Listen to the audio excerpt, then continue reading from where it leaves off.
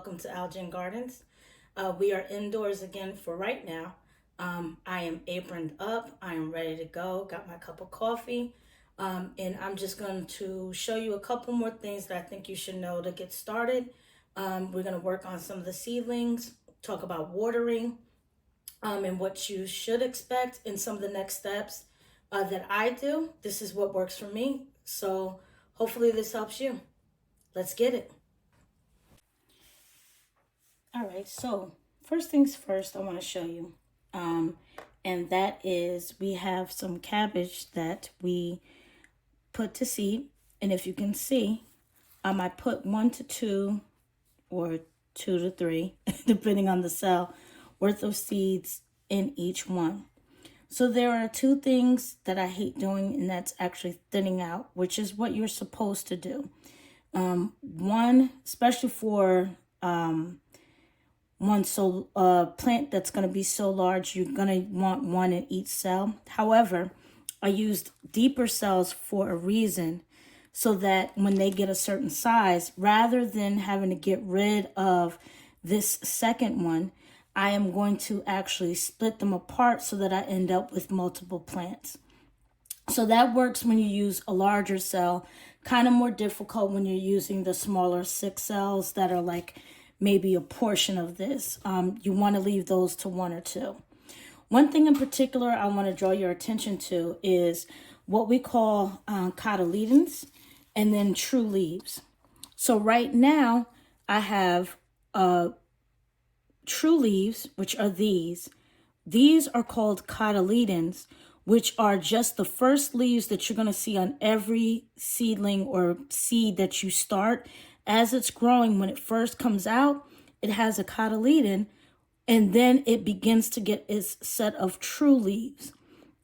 Once we get the true leaves, this is where when we water, we're going to start adding some type of fertilizer indoors, just to make sure that it's getting nutrients. Because if you remember, we boiled water to make this and to kind of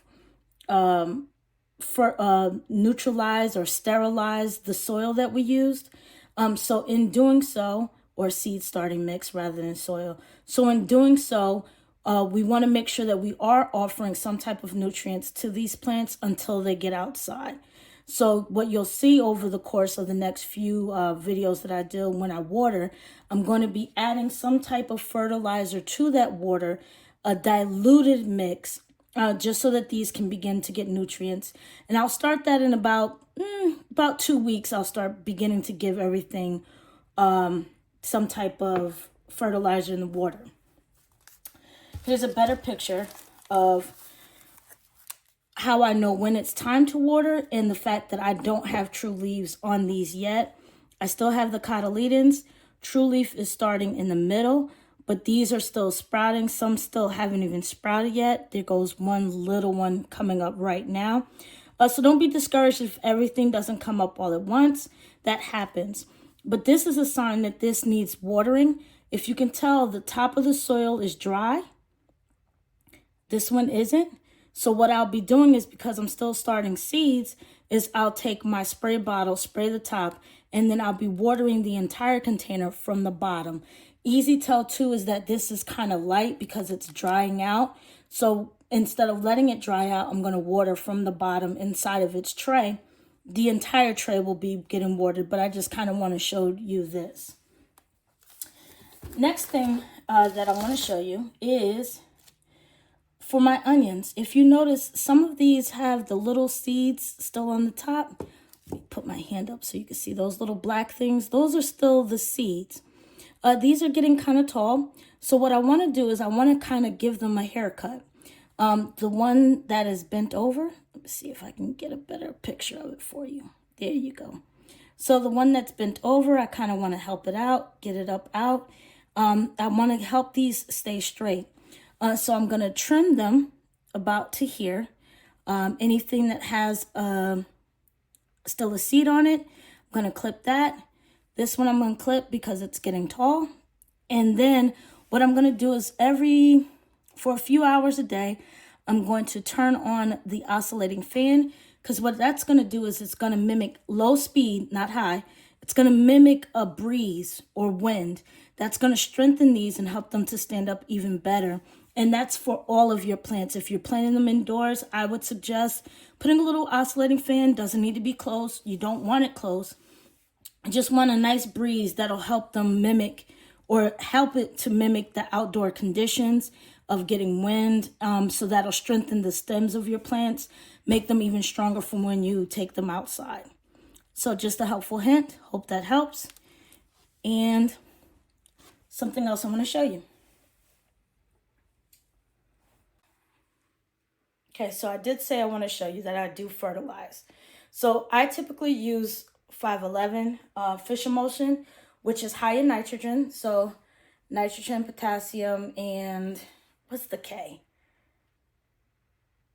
Don't even start it. Phosphate. Nitrogen, phosphate, and potassium. Those are the main numbers that you're going to see on your fertilizers. 511 NPK. And you're going to dilute it. So about 1-to-4 ratio. So 1/4 of what they're asking you per is what you're going to use. So this one is like 1 tablespoon per gallon, or per quart rather. And I'm going to do about half of that. So half a tablespoon, and probably per gallon, to be honest, to start off with, because they're seedlings. So when I do water, I'm going to put it in my watering can, about half a tablespoon, mix it up. And that's just so that they're getting some type of nutrients, because I did sterilize the indoor soil. Another thing that I'm going to do is for some of the seedlings that, sorry, I'm off camera. For some of the seedlings that are weeks old, I'll probably start giving them nutrients as I clip these tops. But if you notice, there's soil that's exposed. I'm seeing a couple of gnats in, and that's because I did not sterilize this that I'm using for the onions. So what I'm going to do is I'm going to top it off with some vermiculite. That's going to keep it so that the fruit flies and fungus gnats are different. But this is going to prevent the fungus gnats from multiplying on me and getting out of control.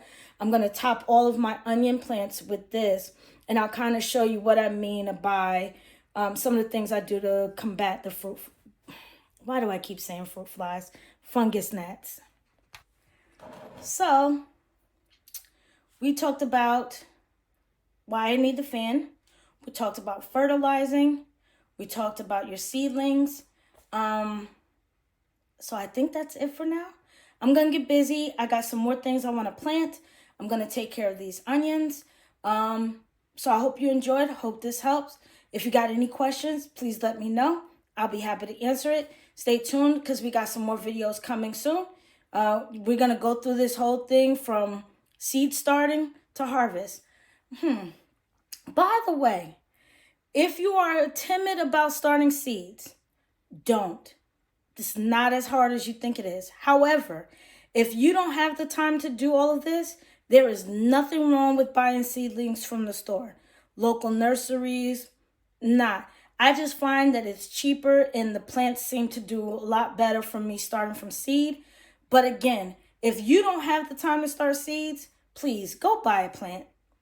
Go buy it. You'll still be able to taste the difference. But again, I got some work to do. We're going to handle these seeds. We're going to water everything, get it all started. So hope you enjoyed. Catch you next time. Thanks for watching. Oh, don't forget to like, share, hit the subscribe button. Let the notifications come up, so as I start loading, you'll know when I got a new video up. Talk to you.